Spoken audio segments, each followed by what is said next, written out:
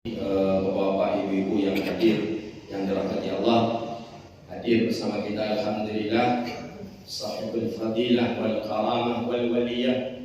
Beliau cucu daripada Syekh Mudawali. Tak ada kalau Sumatera tak kenal dengan Syekh Mudawali di zamannya. Kalau orang mengatakan Imam Nawawi di zamannya, karena hukum-hukum itu keluar daripada beliau. Maka beliau menjelajahi dunia sampai beliau juga mengaji ke Makkah dan beliau sampai di Sumatera Barat. Maka hubungan Sumatera Barat, Sumatera kita ini dengan Aceh itu tak bisa kita pisahkan.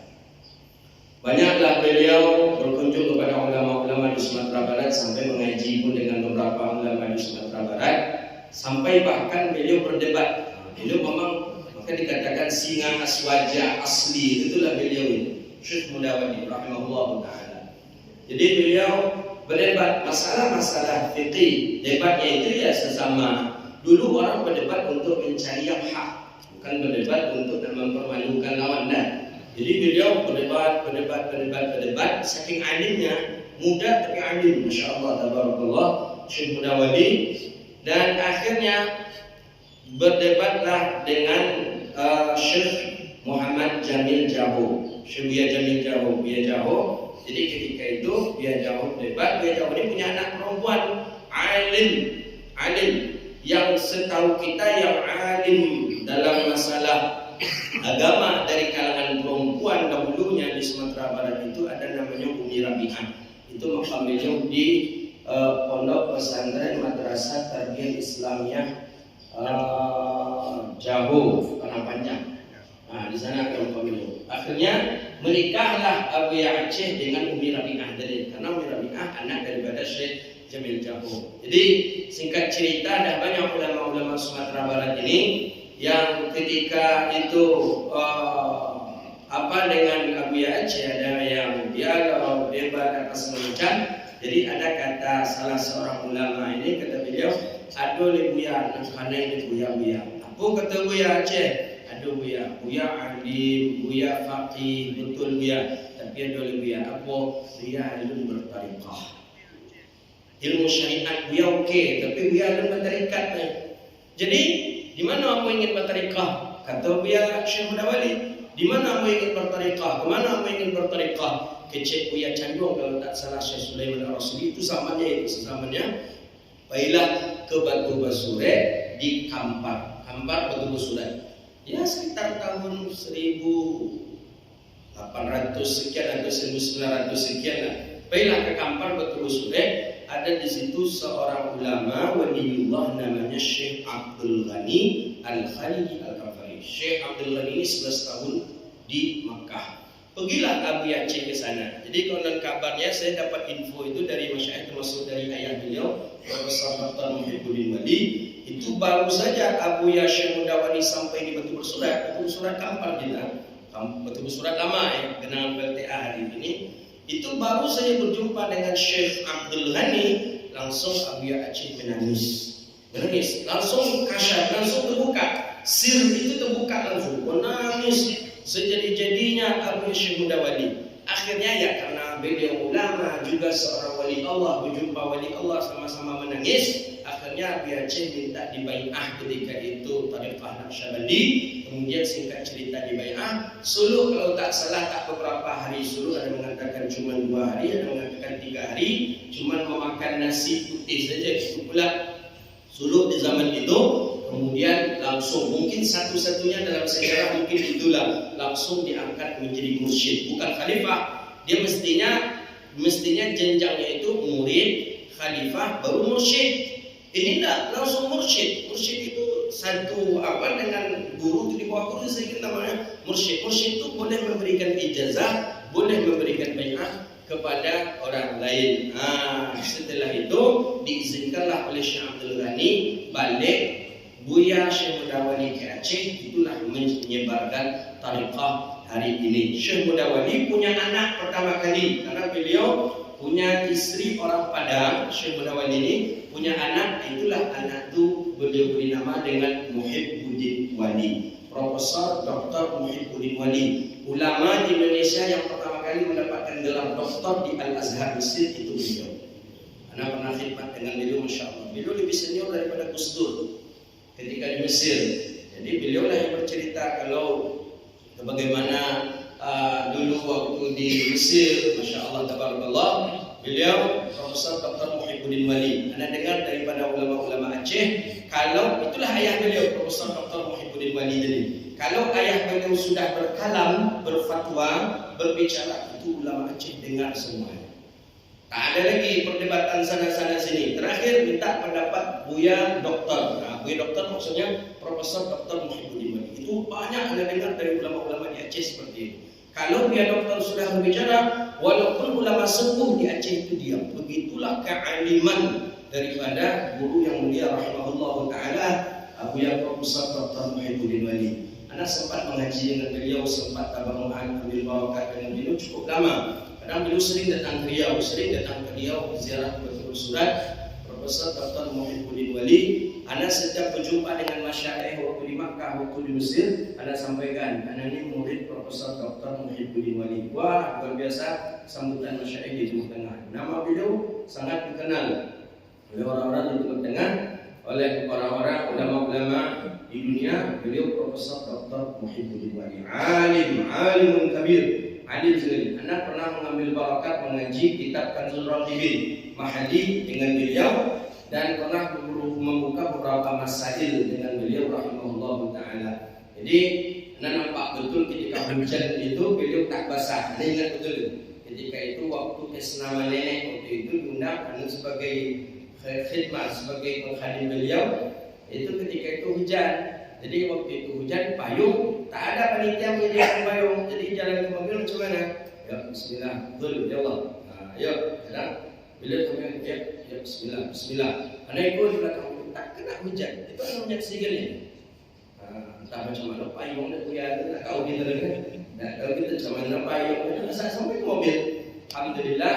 Dan beliau punya anak, inilah. Anak dari dulu lama ingin jumpa mana lah anak. Beliau pernah dulu menyampaikan, anak saya ada beberapa orang, banyak alhamdulillah. Alhamdulillah istri beliau pun juga alhamdulillah 2. Nah, makanya buya-buya itu memang tak boleh ciek harus sembuh.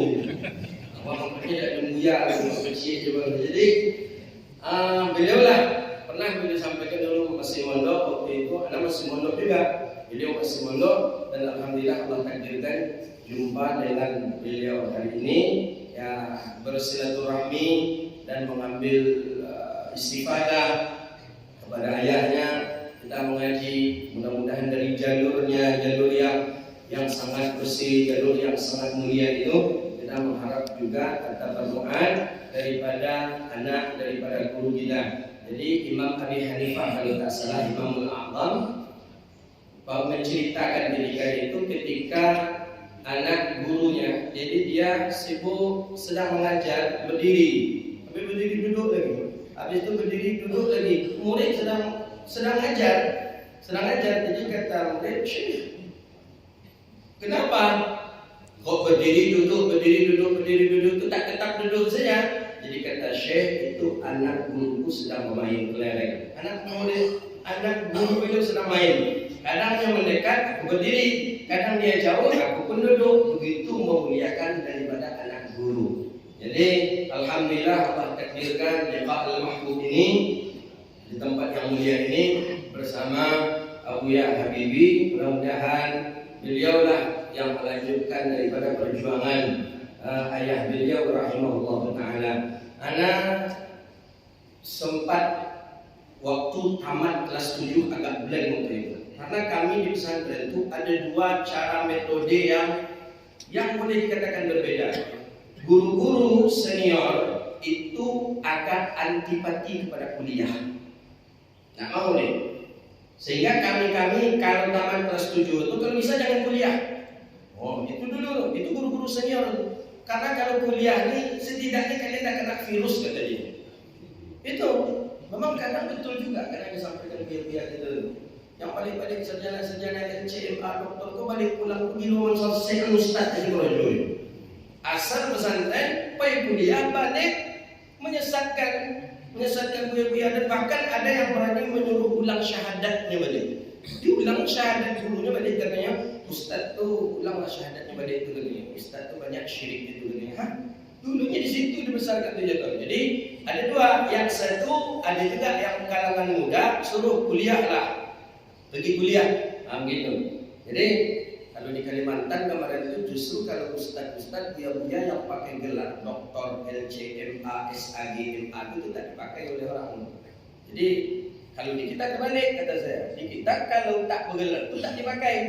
Karena orang nengok gelarnya, tamat mana dulu? Oh tamat pesantren.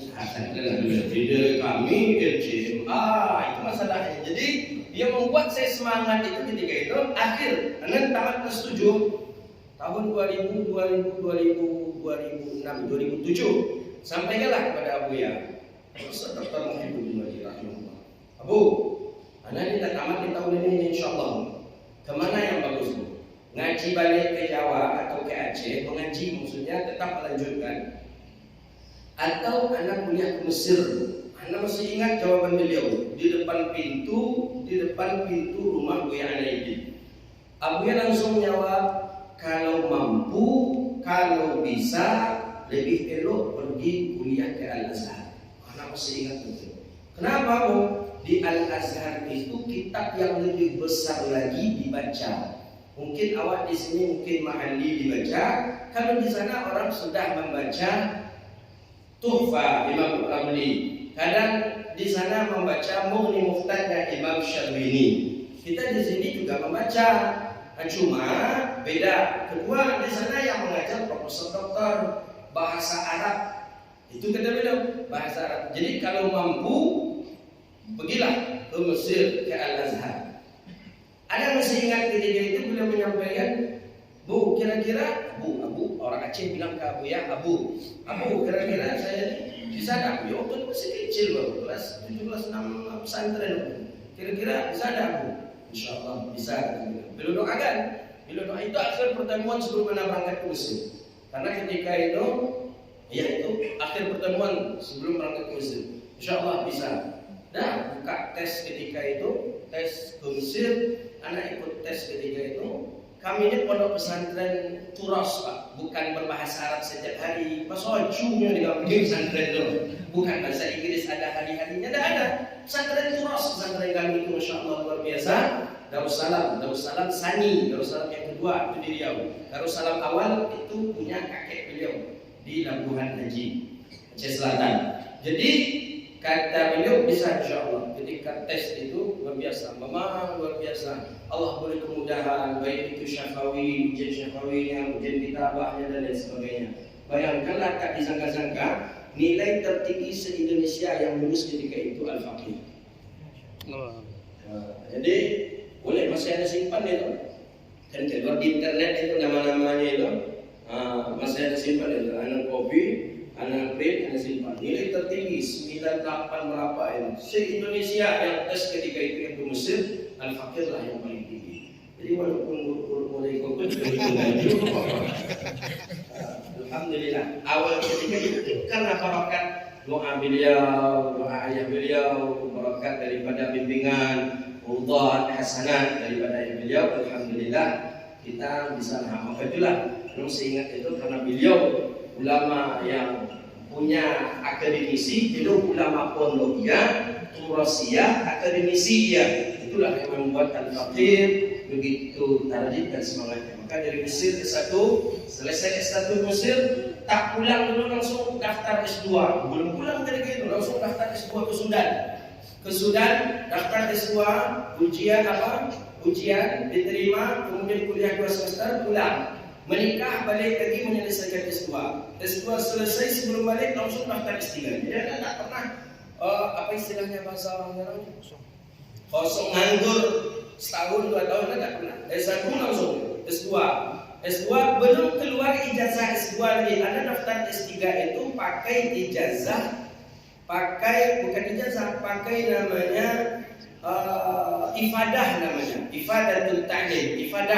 Ifadah itu bukti bahwa kita sudah selesai munakasyah S2. Untung Universitas Gazira mau menerima ketika itu.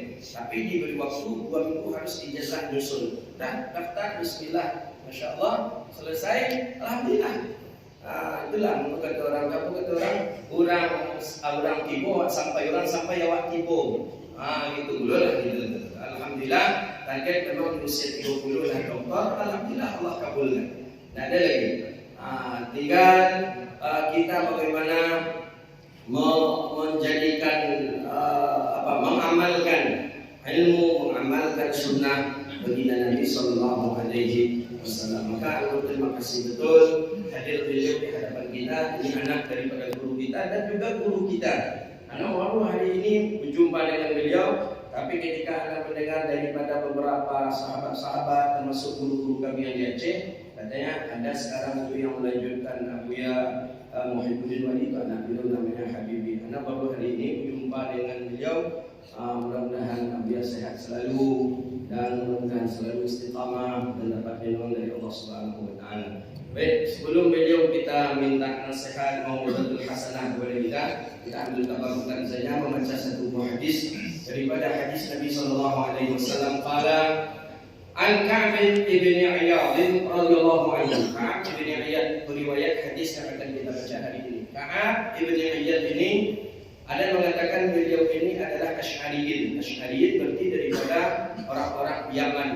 Ya, Yaman kelompok daripada Abi Musa Asy'ari, orang yang mailun qulubuhum ilallah, orang yang lembut sekali hatinya kepada Allah Subhanahu wa taala.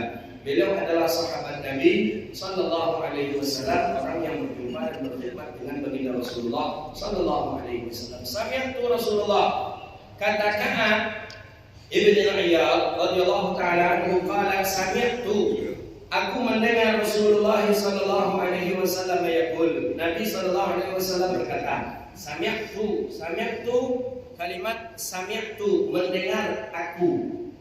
Ini sami'tu dengan telinga berarti telah mendengar oleh aku akan Rasulullah sallallahu alaihi wasallam yaqul, Nabi berkata.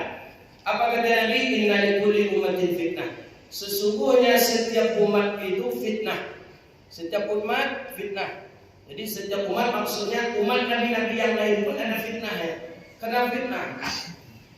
Wa fitnatu ummati mal, kata Rasulullah, dan fitnah umatku adalah harta. Fitnah umatku harta. Jadi kita ini fitnah umatku harta, kata Rasulullah. Umat Nabi Muhammad itu fitnahnya harta. Ujiannya itu, cobaannya itu harta. Maka dalam Al-Quran kan sudah disebutkan innama amwalukum wa auladukum fitnah. Hanya saja sesungguhnya harta, innama amwalukum wa auladukum, hartamu, anakmu fitnah. Apa maksud fitnah? Fitnah ini kalau kita tengok dalam bahasa hadis banyak belasan makna fitnah.